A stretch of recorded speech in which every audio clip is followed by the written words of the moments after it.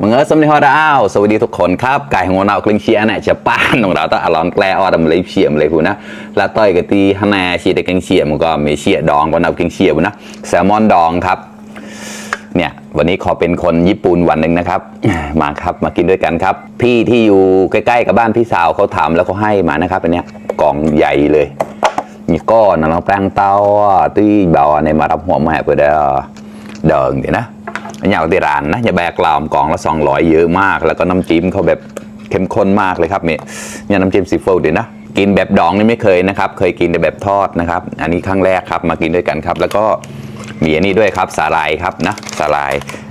ไม่มีข้าวญี่ปุ่นนะครับข้าวไทยนี่แหละป้อนญี่ปุ่นเสียงหมดนะก็จำลองลงแล้วนะอย่าซอกสาหร่ายแกลการแกลวิเชียที่พันเดอร์ไลได้แชมป์มาต่อเราต่อติ๊กละต่างของนะมาเขาบอกว่ากินกับน้ำจิ้มซีฟู้ดนี่จะเข้ากันมากอร่อยนะมาชิมโอ้ยเข้มข้นจริงๆเลย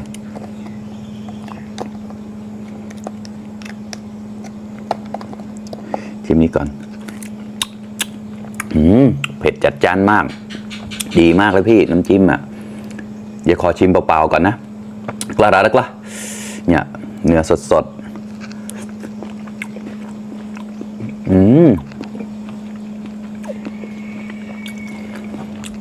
นุ่มมากเลยครับ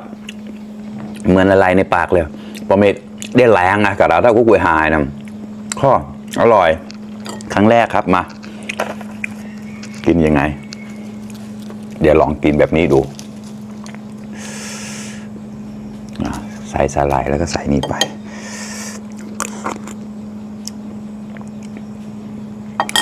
แล้วก็มาเพื่อน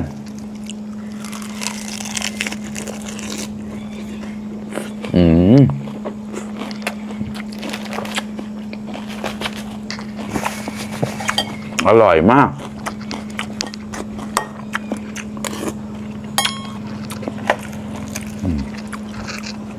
ขอมากระดาษได้เนี่ย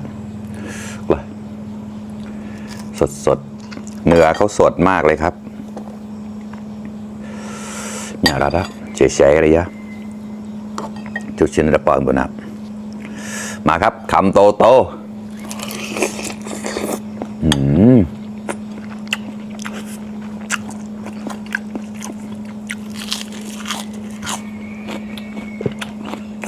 ขอครับอร่อยมากเลยพี่รสชาติโอเคมากครับน้ำจิ้มก็สุดยอดเลยครับซีฟู้ดเนี่ยเข้มข้นมากครับเขาให้มาเยอะมากเลยนะก้อนน้ำมาลายนะฮะจิ้มแบบนี้เลยกล่ะ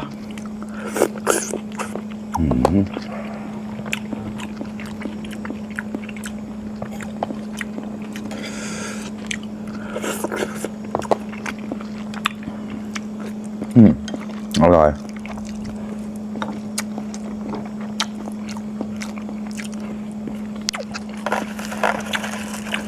จะกินกับสาหร่ายนี่เข้ากันมากครับเชียร์กับเมนาวนะสาหร่ายนะแป๊กมากครับ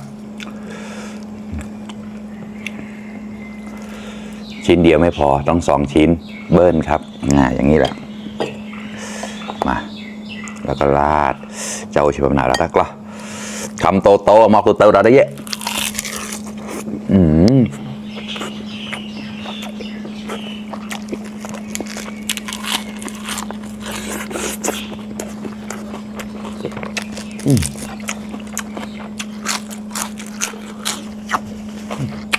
ข้อ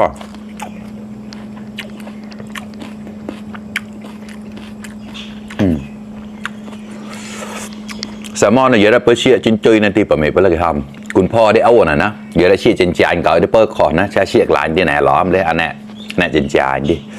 มา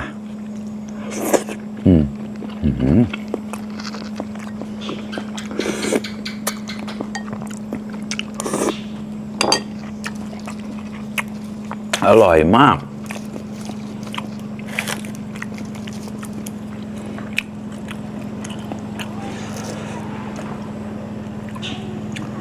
โปะไปเลยครับ3 ชิ้นปัวอร่อยแล้ว มาแล้วก็ราดไปเลยครับ ตำด้วยข้าวนิดหน่อยมาคำโตโตมอกตุเตอร์เราได้เยอะ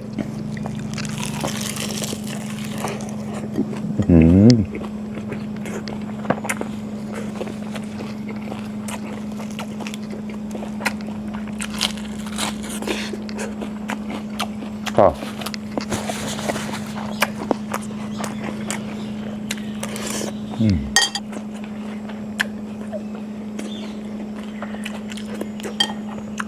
กระเทียม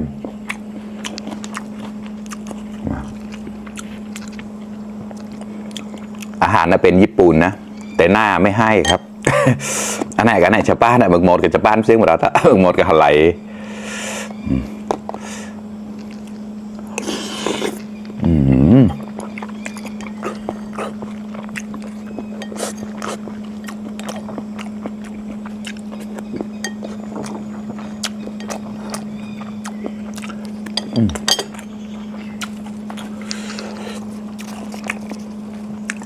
แต่น้ำจิ้มซีฟู้ดพี่เขาอร่อยมาก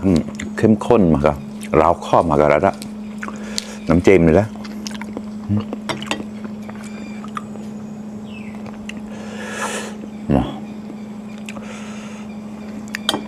สลับมั่วไปแล้วไม่ได้ใส่สไลด์ก่อนไม่เป็นไรเดี๋ยวตำไปทีหลังครับมาคำโตโต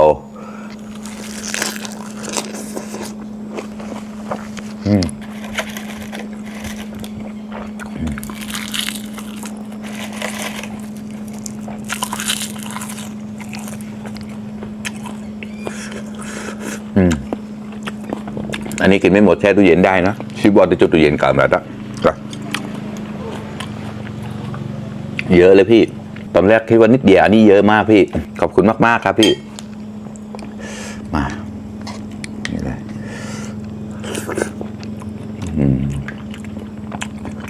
มันนุ่มมากเลยละลายในปากเลยลูกหายหน่อยแล้วพ่อวัวเม็ดนี่ต่อยกันละ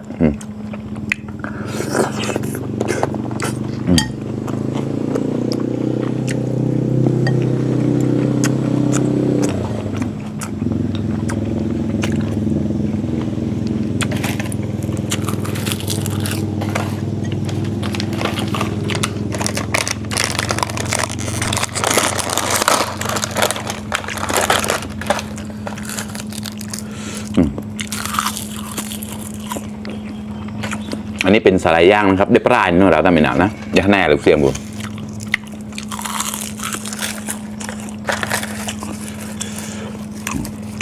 3 แผ่นมา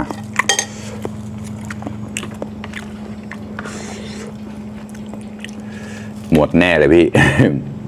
อดกันแหละ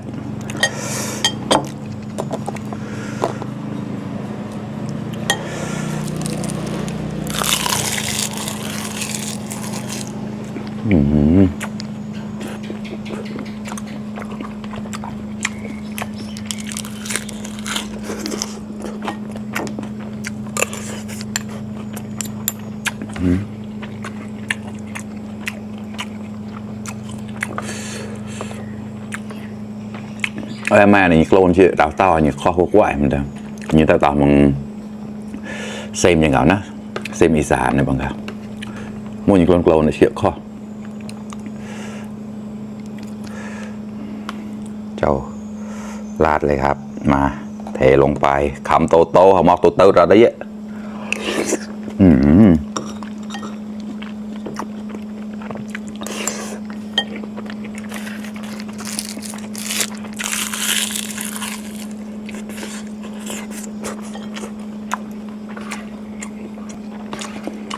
ขออนุญาตใช้ช้อนนะครับหอมงามากอันแหนเล่นเจ้าหรือก้อมที่หมูมากันแล้ว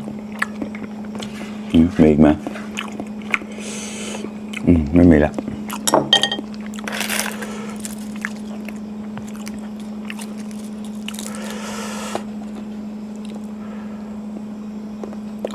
กล้าแล้วกล้ามาครับเพื่อนๆ